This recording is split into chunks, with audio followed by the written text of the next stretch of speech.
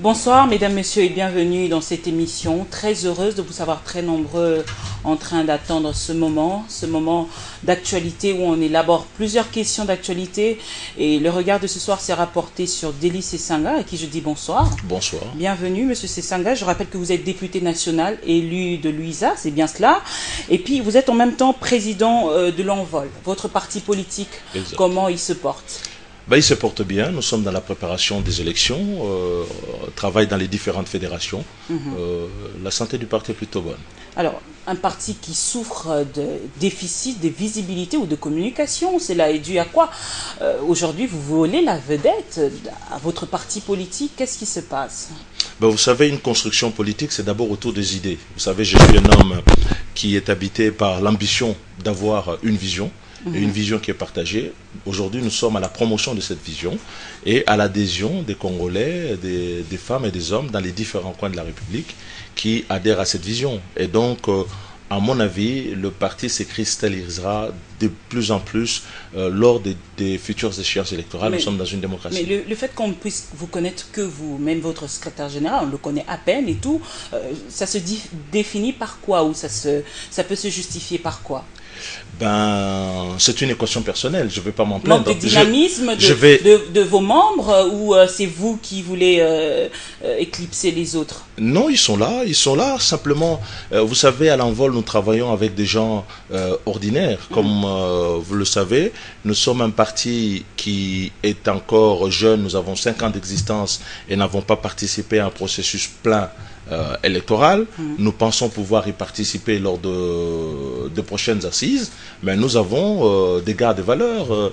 Le président de la Ligue de jeunes, José Kadima, nous avons un secrétaire permanent qui est un garçon de valeur, nous avons un secrétaire général, contrairement à ce que vous dites, qui est une personnalité connue, l'ancien ministre Soukou, et ainsi de suite. Donc, vous savez, le Congo n'est pas fait que des gens qui sont sous les phares de la presse. Alors, Dely Sesanga, vous avez donné plusieurs fois les raisons d'ailleurs du retrait de votre proposition de projet de loi. Mais ici, dans cette émission, on aimerait bien revenir là-dessus pour essayer d'éclaircir la lanterne de plusieurs personnes et surtout cette émission qui vise à ce que la population puisse avoir quand même une idée sur les activités, vos activités personnellement. Juste un petit rappel, les raisons principales, 2 ou 3 raisons principales qui vous ont poussé à retirer votre projet de loi. Il y a plusieurs raisons, mais la principale raison, c'est que les améliorations que le bureau a voulu apporter à cette proposition de loi et que je vois que le gouvernement a empiré dans son projet, visaient à prolonger au mépris des prescrits de la Constitution les mandats de l'Assemblée nationale et du président de la République. Chose que je trouve assez choquante dès lors que aujourd'hui nous sommes dans un enlisement du processus électoral et je considérais que c'était assez suspect que la proposition que j'avais faite depuis 2012, elle puisse connaître une telle accélération en 2014, à la veille des élections, alors même que les enjeux du cycle électoral se trouvaient ailleurs. Donc il me semblait qu'aujourd'hui, ce qui était important, c'était la publication du calendrier global pour assurer la continuité du cycle électoral et sa régularité, et que la priorité n'était pas à réviser la loi électorale pour des calculs politiciens. Et donc là-dessus, la motivation principale, ça a été que l'idée à l'origine que je portais sur la loi et qui devait pouvoir être défendue n'était plus dans ce que le bureau voulait présenter, en violant à la fois les procédures internes de l'Assemblée nationale et en ayant des dispositions qui allaient à l'encontre de la Constitution et au-delà de ça, du consensus politique que nous avons dans ce pays pour la paix sociale. On va faire un petit pas rétrospectif. Dely Sesanga, la motivation de cette proposition était par rapport justement au déroulement catastrophique, si je peux le dire ainsi, des élections de 2011. C'est bien cela. Absolument. Nous avons fait cela. Apporter des modifications et tout pour que le processus puisse s'améliorer. C'était ça. Nous avons apporté des modifications à la suite de la catastrophe d'Ngoyi Mulunda, Njoli et consorts à la tête de la CENI qui ont organisé une débâcle électorale et qui ont plongé le pays dans une vraie crise de légitimité dans laquelle nous ne sommes d'ailleurs pas sortis parce que les stigmates sont toujours là. Une crise de légitimité qui n'est vue que par vous, hein, vous le savez. Donc, qui nous affecte. Ce n'est pas pour rien qu'on a recherché la cohésion nationale. Ce n'est pas pour rien qu'aujourd'hui, vous avez toujours de la tension. La crise est là parce qu'aujourd'hui, à la suite de cette débâcle électorale, on n'a pas su organiser les élections provinciales, on n'a pas su organiser les élections sénatoriales et des gouverneurs de province. Nous sommes donc en crise. Si vous ne la voyez pas, donc vous avez une cécité quand même assez particulière. Donc, nous avons proposé cette loi pour améliorer la transparence du cycle électoral. Et il me semblait que la CNI, avec le temps, était disposée, et surtout après l'élection de Befale, à intégrer la plupart des améliorations que nous avions dans le cadre des mesures d'application. Dès lors, si l'objectif peut être atteint par ce biais-là, il nous apparaissait plus important de pouvoir faire une nouvelle loi électorale simplement pour la quête des politiciens qui veulent se maintenir au pouvoir. Une proposition de loi qui a été vraiment très importante d'ailleurs, hein, pour améliorer les prochaines élections pour le bien de l'intérêt général, si je peux le dire ainsi. Pourquoi, si vous saviez que ça allait dans le sens de l'intérêt général, pourquoi n'avez-vous pas trouvé un autre moyen que de la retirer finalement? D'abord, madame, parce que vous n'avez pas suivi. J'ai amorcé des discussions aussi bien avec le bureau qu'avec la CNI et les partenaires au développement qui nous accompagnent dans ce processus pour pouvoir constater deux choses. D'abord, qu'il était possible pour la CNI d'intégrer la plupart des améliorations que nous proposons au travers des mesures d'application. Deuxièmement, que le problème de gouvernance que posait la CENI ayant été résolu en amont avec la mise en place de la nouvelle équipe dirigée par l'abbé Malou, il n'y avait plus besoin, il n'y avait pas d'intérêt, il n'y avait pas d'opportunité politique dans l'intérêt du pays à pouvoir changer la loi électorale si ce n'est que pour faire glisser les mandats. Et cet objectif de faire glisser les mandats qui habite certains d'entre nous est un objectif. Ce n'est pas un procès d'intention. Quand vous prenez la loi, c'est très clair. Oui. Dans l'exposé des motifs aujourd'hui, on dit organiser l'enregistrement permanent des électeurs en lieu et place de l'enregistrement périodique. Et on sait très bien que le gouvernement, depuis longtemps, n'a pris aucune disposition pour que le recensement de la population puisse être fait. Je dois vous rappeler, madame, qu'en 2009, le 8 août 2009, un décret a prescrit le recensement général de la population. Vous savez ce qu'il en a été fait? Je vous parle de 2009, il y a 5 ans. Rien. Rien n'a été fait. Ce décret a été signé par le Premier ministre Mouzito et par le ministre du Plan Kamitatou.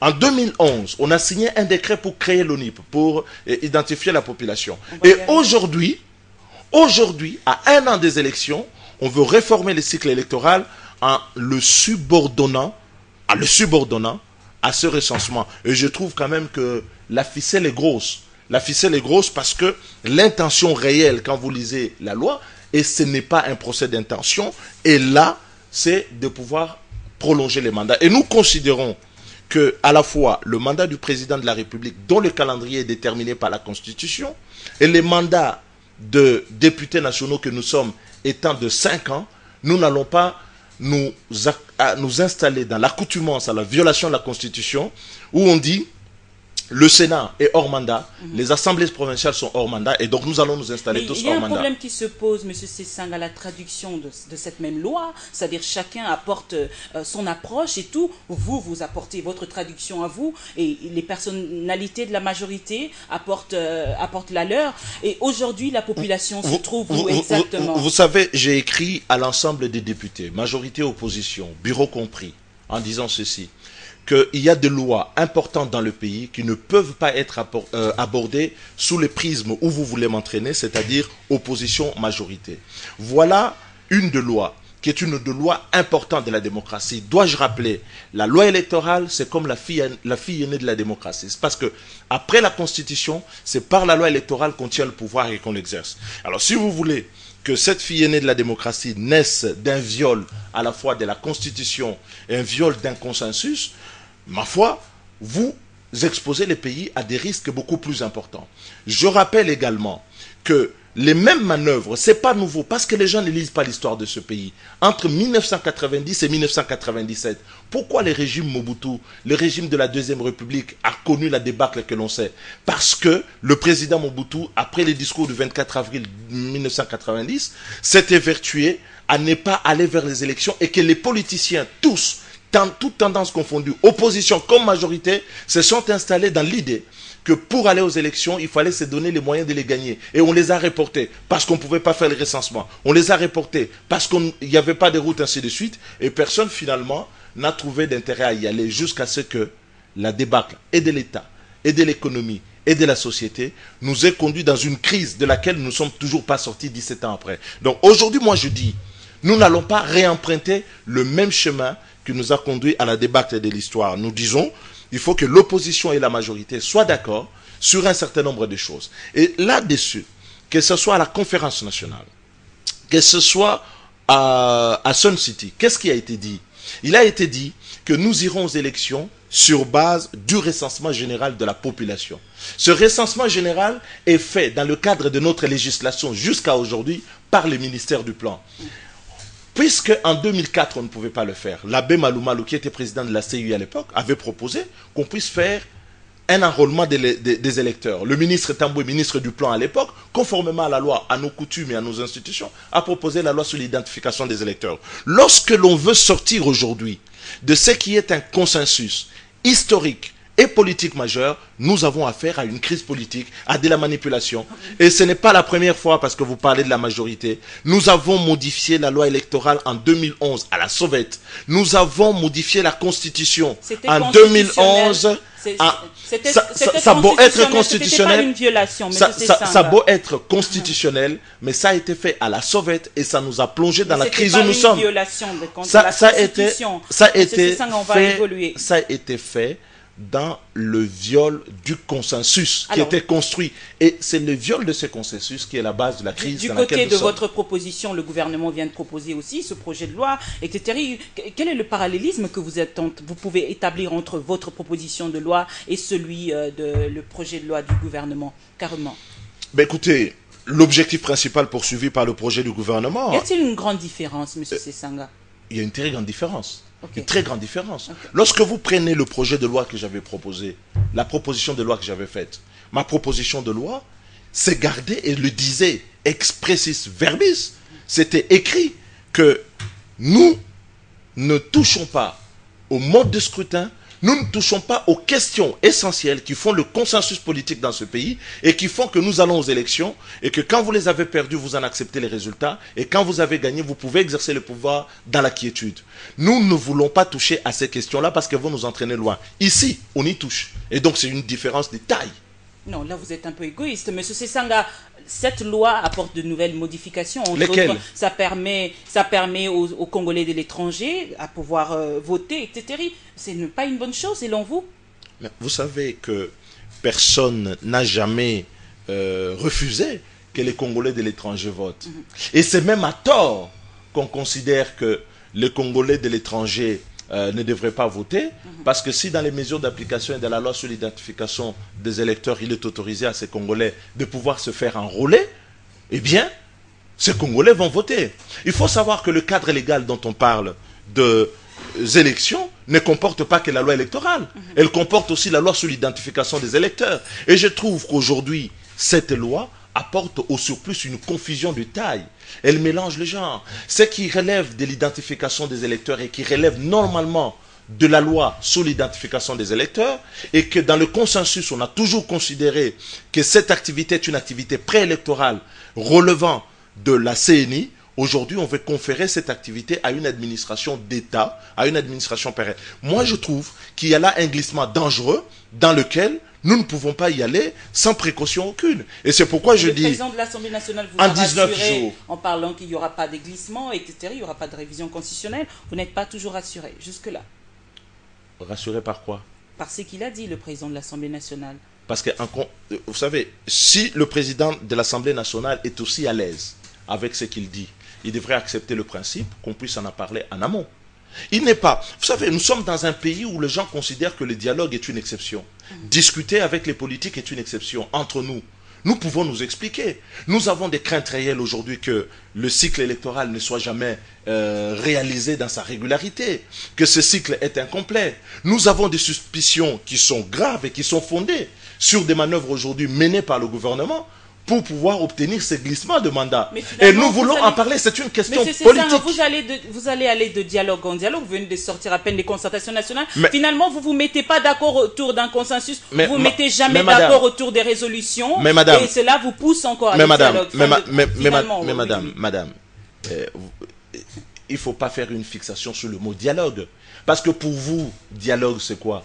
Lorsque les gens échangent, c'est un dialogue. Lorsque nous parlons au sein de l'Assemblée nationale, c'est un dialogue. Simplement, il est institutionnalisé. Ce que nous voulons dire, c'est que les objectifs poursuivis sur une loi aussi importante ne peuvent pas être purgés par une session extraordinaire en 19 jours. C'est une question importante, la loi électorale. Comment vous voulez penser qu'on va adopter, la loi va faire la navette entre l'Assemblée nationale et le Sénat en 19 jours. Ces réformes de scrutin, de mode, du cycle électoral, du système électoral, du régime électoral dans notre pays qui sont faites à la sauvette, nous n'en voulons plus.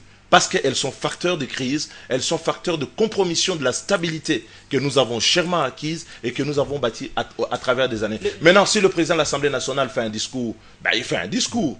Mais le discours n'est pas engageant sur ce que nous devons faire.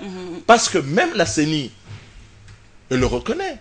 Nous sommes d'ailleurs étonnés. La CENI, elle a les lois aujourd'hui pour publier les calendriers électoraux. Sur pied de quoi le président Malumalu procède-t-il à la fiabilisation du fichier électoral? Comment a-t-il publié partiellement les calendriers électoraux? Mais c'est parce qu'il y a des lois. Mais ce que nous condamnons, c'est que cette indépendance de la CENI soit aujourd'hui compromise parce que on sélectionne les lois que l'on veut appliquer, on lui donne une interprétation spécieuse. Il faut que la sérénité revienne, que la paix revienne et qu'on interprète les textes qui nous gouvernent conformément à leurs objectifs. Vous êtes en train de soulever plusieurs fois le point sur le mot dialogue. Dialogue, aujourd'hui, ce dialogue qui sera basé essentiellement sur le processus électoral, c'est bien ça? Appelez ça comme vous voulez. Mais si vous voulez, pour moi, il doit y avoir un consensus de la classe politique, non pas autour de la loi électorale, autour de la question du cycle électoral. Nous devons savoir que nous sommes un pays qui est un pays de droit et que les gens tiennent leur pouvoir de l'exercice du suffrage, qu'on ne peut pas continuer à avoir des gouverneurs qui sont hors mandat, que les députés sont hors mandat, que maintenant on veut que les sénateurs, qu'en plus des sénateurs, il y ait non seulement des députés nationaux, le président de la République qui sont hors mandat. Donc c'est pas possible. Monsieur Sessanga-Si, cela vous emmenez à une éventuelle révision de la Constitution. Qu'est-ce que vous allez faire? Vous serez d'accord, bien évidemment. Mais je dois vous dire qu'en ma conscience, je ne serai pas d'accord pour la révision de la Constitution pour les raisons que voici. Mais pourquoi Pour les raisons que voici. Moi, je pense que les gens ont tort. Il faut faire du président de la République actuelle, qui a sa jeunesse et qui a l'expérience qu'il a, qui a la contribution qu'il a pu faire à la paix et à la consolidation de la démocratie dans notre pays, un élément de la solution du problème et non pas un problème. Nous sommes jeunes Congolais qui avons vécu dans ce pays, qui sommes nés ici, qui n'avons jamais eu l'occasion de voir un ancien président de la République. Nous voudrions, en tant que société mature, arriver à cette possibilité où le passage de témoin c'est fait, comme l'avait dit un des membres du gouvernement, je ne sais plus lesquels, se fasse de manière civilisée. Mais pourquoi vous restez bloqué lorsqu'on parle d'une révision constitutionnelle? Vous faites allusion tout de suite au mandat du président de la République, M. Sessanga. Parce que vous savez que les papes de la révision qui se comptent dans la majorité se sont prononcés sur cette question et ils n'ont jamais fait mystère sur l'idée de cette révision constitutionnelle et les objectifs qu'ils voulaient lui assigner. Et donc, je ne parle pas en l'air, je ne suis pas en train de philosopher. Ne s'est jamais prononcé là-dessus. Je ne suis pas en train de philosopher. Le chef de l'État a son temps. C'est le chef de l'État, il a son temps. Mais le temps de la politique, le temps de la nation, le temps de l'opinion nous conduit à dire, nous tirons la sonnette d'alarme pour dire, nous sommes en train d'aller droit dans le mur et qu'il faut ramener les choses à leur juste proportion. Et donc aujourd'hui, il n'y a pas besoin d'une révision constitutionnelle parce que une révision constitutionnelle, lorsque nous sommes sortis d'un pays en crise, d'un pays en guerre comme nous l'avons été, doit être dictée par les conditions politiques, sociales, telles qu'il y a une crise à résorber. Aujourd'hui, nous ne sommes pas dans ces cas de figure et je ne vois pas pourquoi nous allons artificiellement créer une crise politique en procédant à une révision constitutionnelle. Ce n'est pas la priorité. C'est pas la priorité. Monsieur Sessanga, je voudrais qu'on soit réaliste. Pratiquement, pensez-vous qu'il y aura élection en 2016? Qu'on soit quoi? Qu'on soit réaliste. Ça veut dire quoi, réalisme, madame? Réalisme. Vous avez compris. Non, pratiquement, attendez, non. dialectiquement. Non, pensez-vous qu'il y aura, élection, il y aura organisation des élections présidentielles, législatives en 2016? Vous le pensez? Non, si vous voulez me dire, le réalisme pour vous, c'est le défaitisme, c'est se rendre à la défaite, c'est de considérer par pessimisme qu'on ne peut rien faire, je ne suis pas d'accord avec vous. Mais je veux dire que dès aujourd'hui, dès à présent, et c'est pourquoi il y a nécessité de ne pas aller dans cette loi électorale, c'est que la CENI doit faire son travail, procéder à l'enrôlement des électeurs et conduire le pays à son cycle électoral. Comment vous voulez être dans une démocratie, dans un pays qui se respecte, et vous avez des échéances à 2 ans? 2016, c'est dans 2 ans. Hein? C'est dans 2 ans. Et vous êtes en train déjà, au milieu d'un mandat, de considérer que ces élections ne peuvent pas avoir lieu. C'est un manque de sérieux total. Un homme politique sérieux ne devrait pas poser la question en ces termes. Heureusement que vous ne l'êtes pas, madame. Alors, M. Sesanga, si l'opération du recensement était les prix à payer pour une bonne organisation des prochaines élections? Encore que cela devrait être justifié. Ce n'est pas la première fois que nous exigeons le recensement général comme étant un préalable à l'organisation des élections.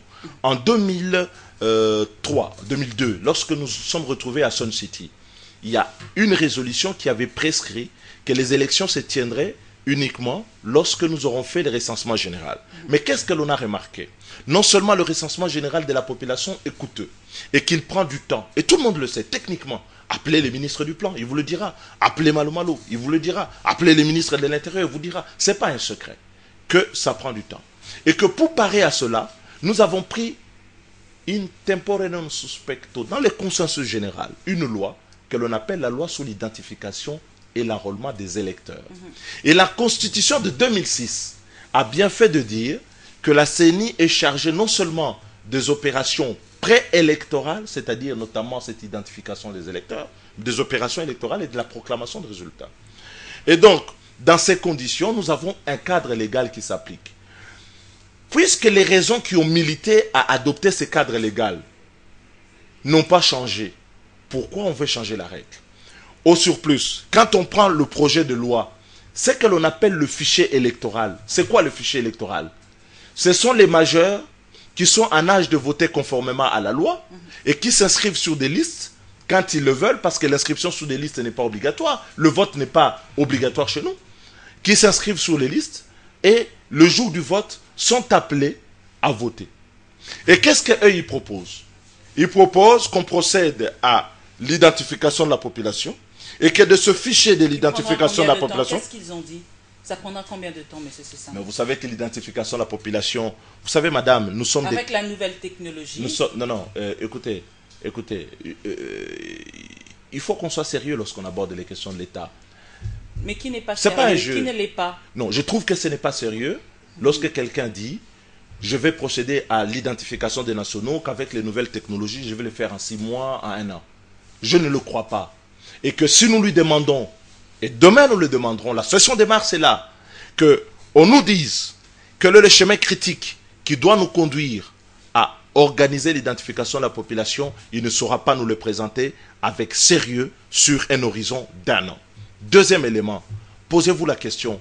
Il y a eu un décret du même gouvernement, de la même majorité, de 2009, qui a prescrit le recensement général de la population. Parce que le recensement général de la population, ça ne relève pas de la compétence du ministère de l'Intérieur. Il relève de la compétence du ministère du Plan.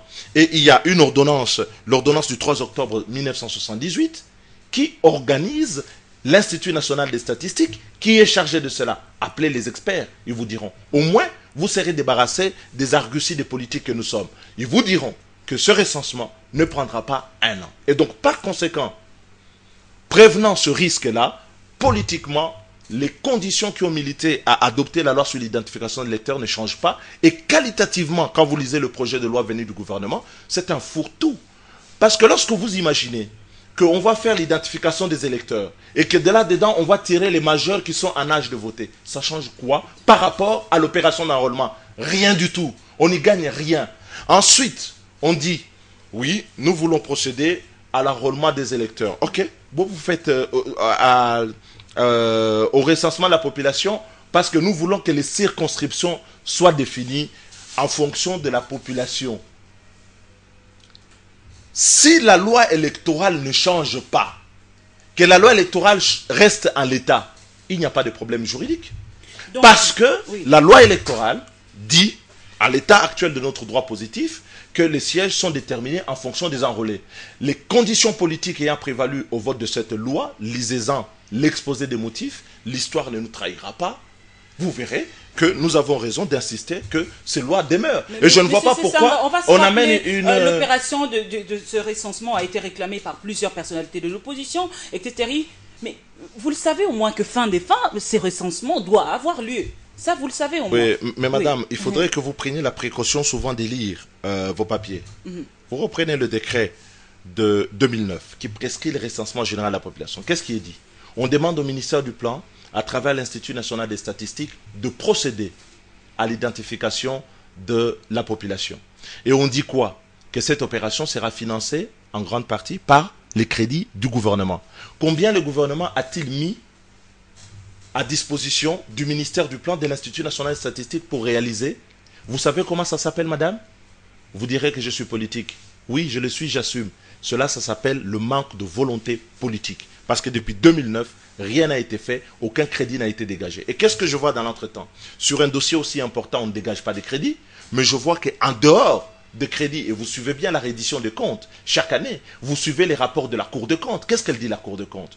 Que les gouvernements exécutent une partie substantielle de ces dépenses en dehors de celles qui sont prévues par le budget.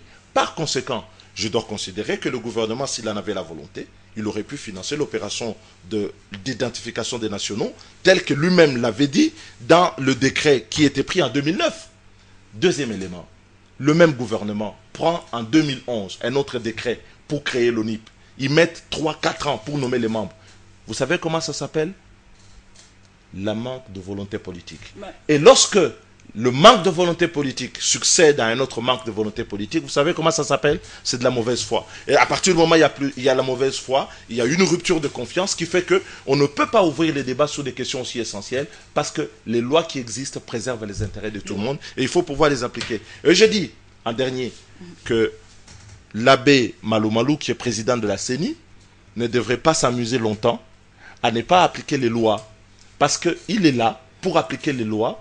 Et il doit appliquer les lois qui s'imposent à lui, sans dissocier, sans pouvoir choisir celles qui doivent arranger telle ou telle autre. Donc il doit pouvoir les appliquer dans la neutralité absolue. C'est la condition même de l'existence d'une commission électorale nationale indépendante. Monsieur Sesanga, je voudrais poser cette question pour les téléspectateurs qui vont nous suivre. Au-delà de ce que vous venez de décrire et tout, avez-vous une autre piste de solution qui va aller dans le sens de crédibiliser ce processus électoral dans la rapidité à court terme, finalement? 3 mesures. La première, puisque la loi sur l'identification des électeurs existe, on procède à l'identification des électeurs. Ça, au moins, on sait, ça prend 8 ou 9 mois. Ensuite, quand on a procédé à l'identification des électeurs, on procède aux élections provinciales. Elles vont nous permettre de vider les élections des gouverneurs, des sénateurs. Et ensuite, l'année prochaine, nous pourrons alors organiser les élections législatives nationales et organiser l'élection présidentielle, dont le calendrier, je rappelle, est prescrit par la Constitution parce que le scrutin doit être appelé 30 jours avant la fin du mandat du président de la République en fonction. Donc, ces précautions-là, à mon avis, devraient nous permettre d'éviter une crise, un glissement qui serait interprété, quelles que soient les raisons que vous allez donner, comme étant une manœuvre de pérenniser au pouvoir un groupe auquel nous appartenons d'ailleurs, parce que nous sommes des élus. Si demain le Parlement doit continuer à exister, nous serons députés et mis en difficulté de devoir exercer un mandat en dehors des délais constitutionnels. Et moi, je pense qu'il arrive dans l'histoire des moments où chacun d'entre nous doit transcender ses propres intérêts et voir l'intérêt général. Je crois que nous sommes au devant de ce moment-là et il faut que chacun accomplisse sa mission. Aujourd'hui, l'opposition donne l'impression de tourner en rond, excusez-moi, c'est-à-dire vous venez là, vous faites des propositions et tout, vous décriez le plan, je ne sais pas, caché de la majorité présidentielle. Fin des fins, on finit toujours par ce qu'on a refusé, M. Sesanga. Est-ce qu'après un temps, c'est-à-dire après une année, si je vous recevais sur ce plateau, pensez-vous qu'il y aurait amélioration, c'est-à-dire peut-être vos propositions pourrait être prise en compte finalement. Mais vous savez, un pays qui a perdu l'espérance est un pays qui n'a plus de destin. Je crois au destin du Congo. Je crois que ce pays existera. Je crois que ce pays survivra à chacun d'entre nous, quel que soit le rang. Croyez-vous à l'efficacité de vos propositions? Je pense, elles sont efficaces parce qu'elles sont réalistes et elles ont au moins l'avantage d'avoir fonctionné par l'expérience. Je vous dis, si aujourd'hui nous avons un président de la République, nous avons quelques institutions encore ayant de la légitimité, mais malheureusement elles se comptent au bout du doigt, il n'y a que l'Assemblée nationale, c'est parce que ces lois ont fonctionné. Pourquoi on voudrait changer les règles qui ont fonctionné? Pourquoi on voudrait changer des règles qui ont apporté la preuve de leur efficacité? J'ai la modestie de penser que tout réformateur que je suis, on ne va réformer que là où il y a des problèmes à résoudre et qu'on ne va pas réformer pour des intérêts personnels. Et aujourd'hui, la réforme électorale que l'on veut est une réforme pour des intérêts personnels et égoïstes. Et en tant que républicain, en tant que fils de ce pays, je dis que ce n'est pas la voie à suivre et nous nous y opposons en utilisant les moyens légaux pour pouvoir le faire. Mais vous savez, l'histoire sait toujours réclasser les gens et donner raison aux uns et aux autres. Lorsque le pays se met à bégayer, que l'histoire bégaye et que nous sommes face à des menaces qui nous fragilisent en interne et qui nous livrent en pâture à l'extérieur. Parce qu'on dit que le Congo est menacé. Le Congo n'est pas menacé de l'extérieur. Le Congo s'offre en pâture lorsqu'il a trop de fragilités internes. Et ces fragilités proviennent de quoi? Ils proviennent de ces types de manœuvres. Ceux qui ont été dans la guerre, comme nous autres, savent que lorsque nous nous sommes retrouvés à Lusaka, ce qui a été dit, c'était quoi? Que la crise interne du Congo a pour raison essentielle la crise des légitimités. Et pour mettre fin à cette crise, nous avons arrêté des règles et un consensus.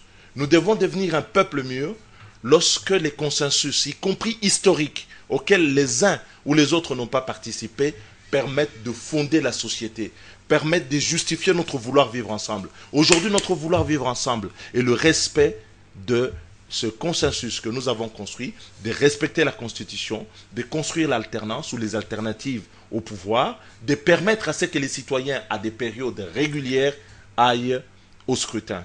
Aujourd'hui, nous avons une crise de légitimité à la suite des élections de 2011. Le manque de confiance de la population dans nos institutions. Si nous faisons ce que la majorité, ou du moins le gouvernement veut nous présenter, cette crise sera approfondie. Et vous pensez qu'avec l'ancienne méthode que vous avez même décriée, donc c'est-à-dire les irrégularités qui ont caractérisé les élections passées, pourquoi ne pas essayer avec ces données démographiques actualisées, hein, mais nous sommes d'accord. Mais nous sommes d'accord qu'il faut aller vers les données démographiques actualisées. Mais encore qu'il faut qu'il n'y ait pas de la mauvaise foi caractérisée. Avec un gouvernement qui ne dégage pas les moyens, qui prend les textes et qui ne les applique pas, qui exécute des projets hors budget et est incapable de pouvoir exécuter les projets essentiels. Vous voyez bien, c'est là qu'est le problème. Le problème est politique. Le problème n'est pas un problème de texte. Le problème est aujourd'hui de l'intention de manipuler. Vous savez, il ne faut pas qu'il y ait des gens qui dans ce pays estiment qu'ils sont beaucoup plus adroits, qui peuvent manipuler les autres. Non, la ficelle est grosse. S'il y a quelqu'un qui imagine qu'il amène quelque chose et par le dos de la cuillère, il va ramasser tout le monde, il se trompe. Aujourd'hui, tout le monde est conscient que le cycle électoral a pris du retard et que ce cycle, pour pouvoir fonctionner, il y a eu des mécanismes. Et que ces mécanismes ont montré leur efficacité. Si vous voulez me faire dire qu'on peut l'améliorer, oui, mais dans deux directions. La première, c'est de permettre et d'appeler la CENI à ce qu'elle exécute les lois. Lorsque la CENI est venue en 2013 pour présenter sa feuille de route, les gens ont oublié parce qu'on n'a pas de mémoire dans ce pays. Qu'est-ce que la CENI a dit? Ou on change la loi, on procède à la révision de la Constitution, première option. Deuxième option, c'était quoi? On garde les modes de scrutin et on fait un calendrier électoral. On a refusé la première option. On veut garder les modes de scrutin. Mais pourquoi on veut amener les changements de la loi? Mais reprenez les cassettes de la CENI. C'est des débats publics.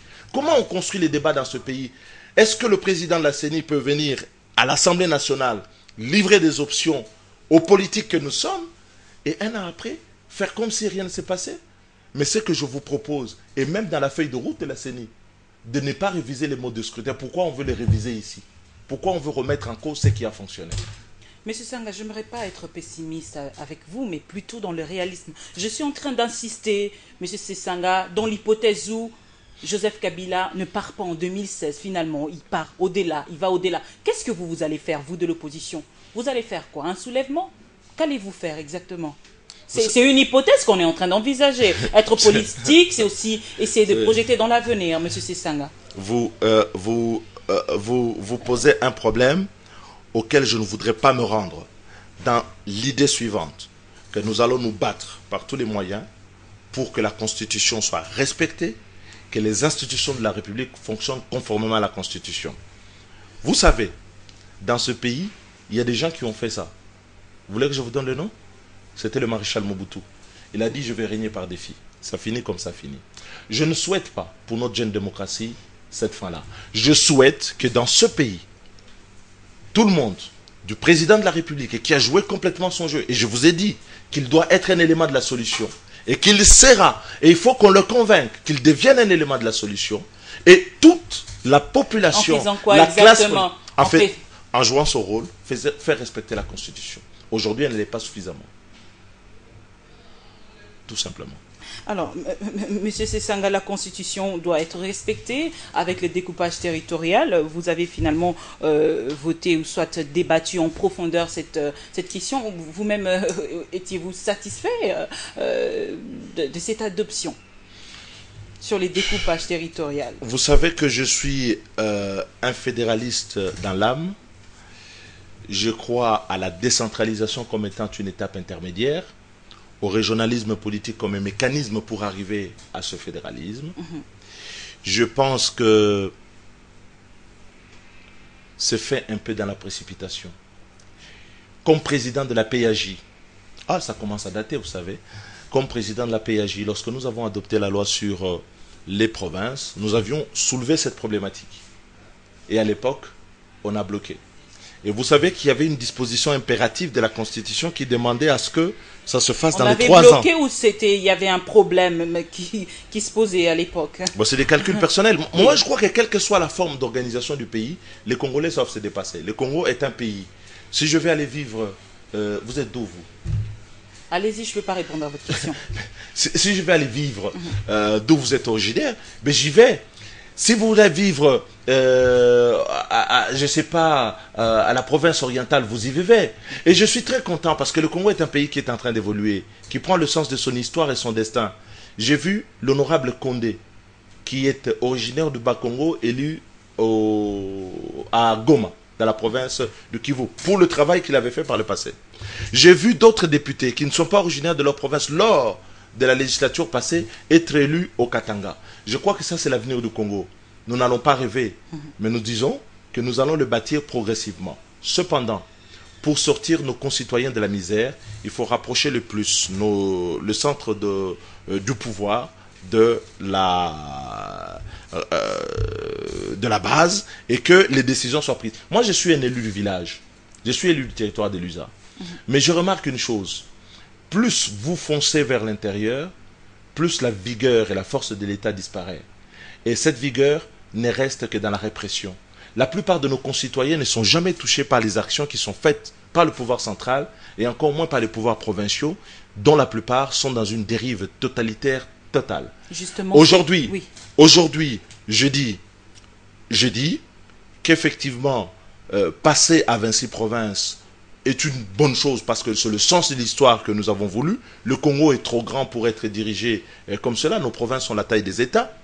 Et donc, ça devra améliorer la gouvernance et favoriser la délivrance des services sociaux de base à la population. Mais c'est ça d'ailleurs les objectifs qui ont été soulevés à l'Assemblée nationale. Mais maintenant, je suis gêné par la tournure que le débat prend. C'est-à-dire que lorsque ce débat est empoisonné par un discours de discrimination, par des discours où on estime que lorsque l'on crée des nouvelles provinces, on exclut telle ou telle, et les gens ont l'impression que en faisant les nouvelles provinces, ils créent des mini-États qui vivent en vase clos. Mais vous restez dans le discours ou vous restez dans le fait? Je suis dans le fait. Allez-y. Je suis dans le fait. Je vous dis Pourquoi aujourd'hui parlez-vous les du problèmes. discours, les problèmes. etc.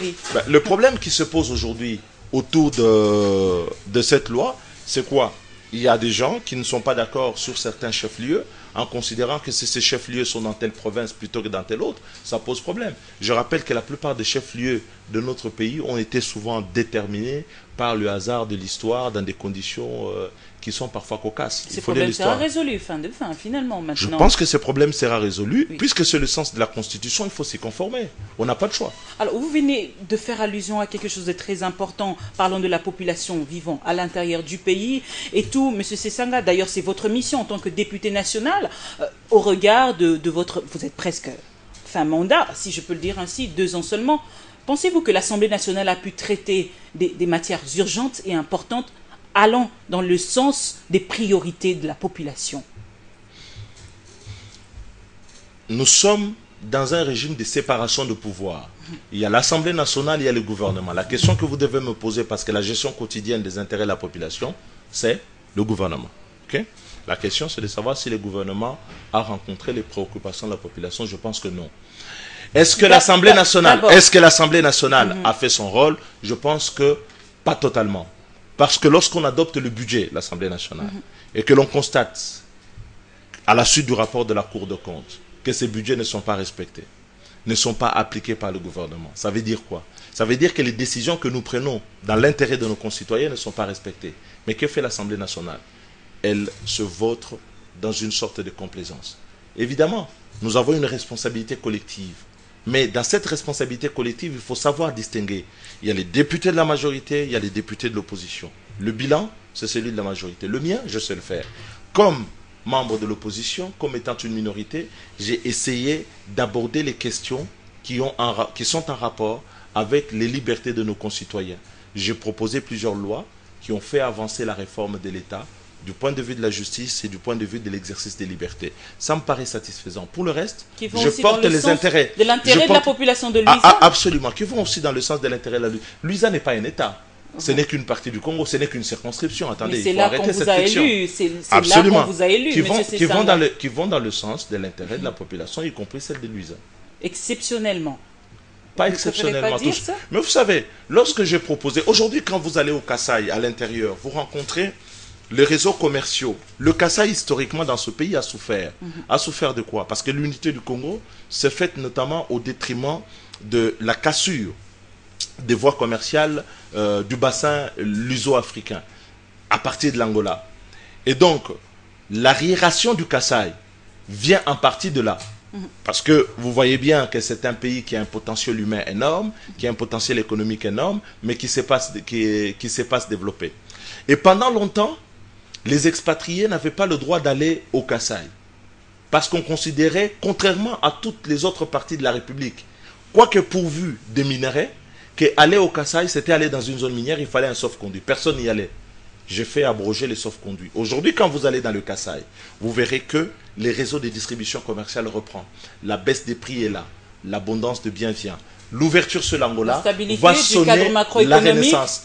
est ressenti là-bas aussi? Ça, on peut en parler. La renaissance du Kasaï est pour demain, avec la réouverture de ce bassin luso-africain, ce bassin commercial.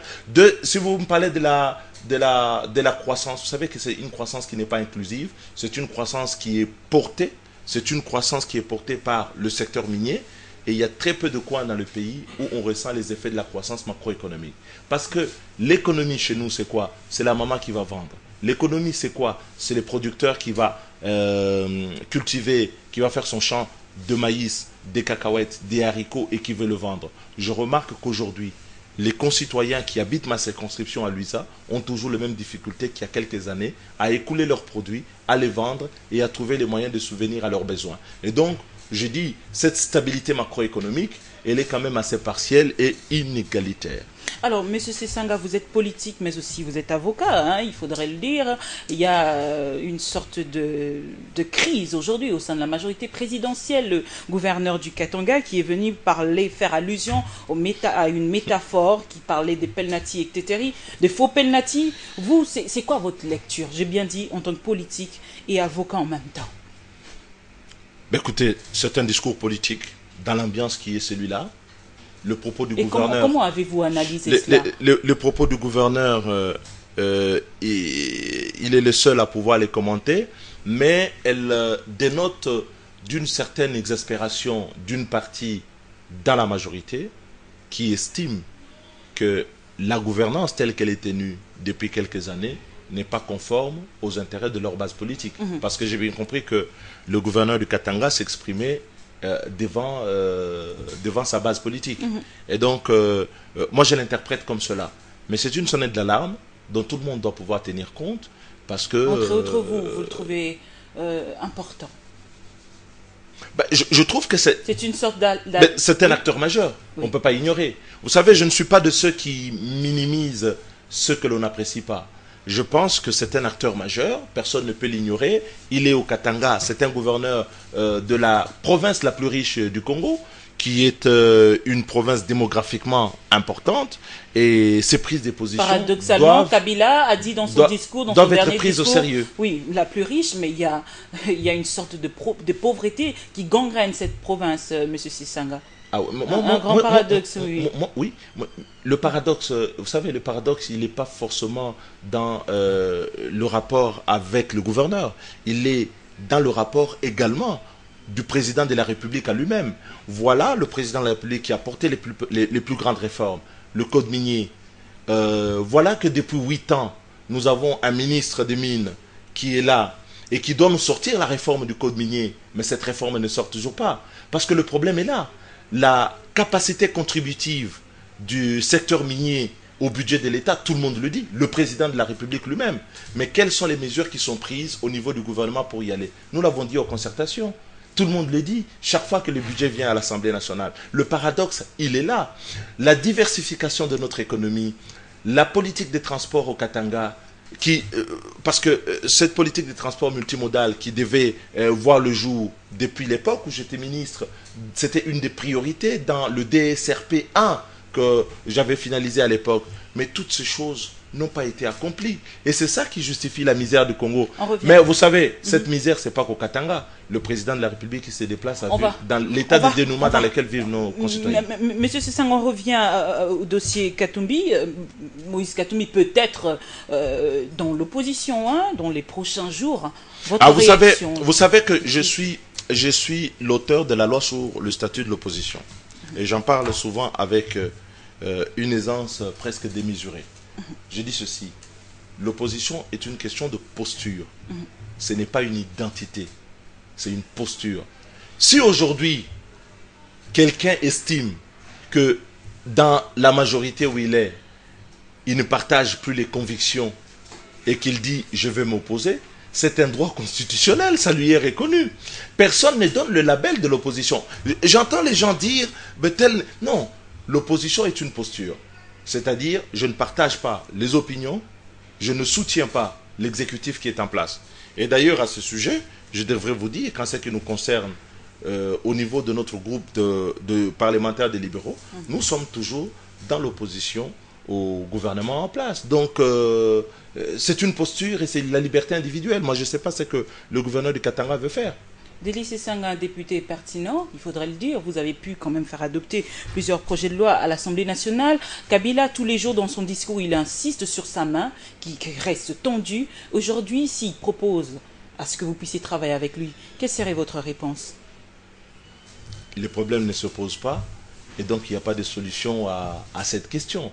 Les problèmes, je dis, ne se posent pas. Et ce n'est pas cette manière-là qu'elles se posent. Mais nous travaillons déjà ensemble. Nous travaillons déjà ensemble. Nous collaborons dans les cadres des institutions. Je suis député, c'est mon président de la République. Il n'y en a pas deux. Je n'ai que celui-là. Des fois, la majorité a tendance à vouloir apprivoiser les présidents de la République. Mais c'est le président de la République de tout le monde. Il n'est pas ni président de la République de la majorité de l'opposition. La fonction président de la République, c'est la clé de voûte de nos institutions. C'est l'instrument régulateur qui doit pouvoir rassembler et incarner la nation. Et le président de la République incarne la nation. Et j'en fais partie. Et donc, nous y travaillons. Mais vous savez, nous avons été aux concertations parce que je pense que le dialogue, lorsqu'il s'agit de sauver le Congo, il faut toujours l'avoir. Et lorsqu'il s'agit de faire avancer le pays, il faut le faire. Mais aujourd'hui, la question ne se pose pas. Ce n'est pas une question de personne. Mais au-delà de ce que vous venez de dire tout à l'heure, en dépit du fait que la majorité ou les personnes de la majorité voudraient privatiser le président de la République, il continue quand même à dire qu'il a sa main tendue, etc., qu'il a pas assez de collaborateurs corrects, etc. Voilà, voilà. Quelle est votre approche finalement, Délice Sanga, de cela? Vous savez, je suis un amateur de Machiavel. Je suis un amateur de Machiavel. Je ne voudrais pas me mêler du pouvoir du prince dans le choix de ses ministres, de ses collaborateurs, de ceux qui ils pensent en toute souveraineté qu'ils doivent l'accompagner dans une tâche. C'est une tâche lourde. Je n'en ai ni l'expérience. Mais lui-même le dit. Et je ne prétends Vous pas venez de en dire avoir. Que c'est votre président de la République. Oui, je ne prétends pas en avoir la compétence. Je ne prétends pas en avoir la compétence. Mais je dis ceci. Oui. Je dis ceci, que je trouve qu'on a tort de devoir assimiler la fonction du président de la République. Je ne parle pas de Joseph Kabila. C'est deux choses différentes. Joseph Kabila est un citoyen congolais comme un autre. Mais le président de la République, la fonction qui est une institution, on a tort de l'assimiler à une histoire privée de la majorité. Et le président de la République devrait être ouvert. Mais être ouvert, ça ne veut pas dire seulement travailler avec des gens. Être ouvert au débat de société pour le faire avancer. Merci Délice Sanga d'avoir répondu à notre invitation. Mesdames, Messieurs, à vous également un grand merci de bien vouloir nous accorder votre temps pour suivre cette émission que vous suivrez en rediffusion demain, samedi à partir de 10h juste. Le regard de ce soir a été porté sur Délice Sanga. Il est député national, élu de Luisa, en même temps président de l'Envol, un parti politique de l'opposition. Tous les plaisirs a été pour moi de vous présenter cette émission. Je vous retrouve vendredi prochain, ce sera avec le même plaisir. Bonsoir.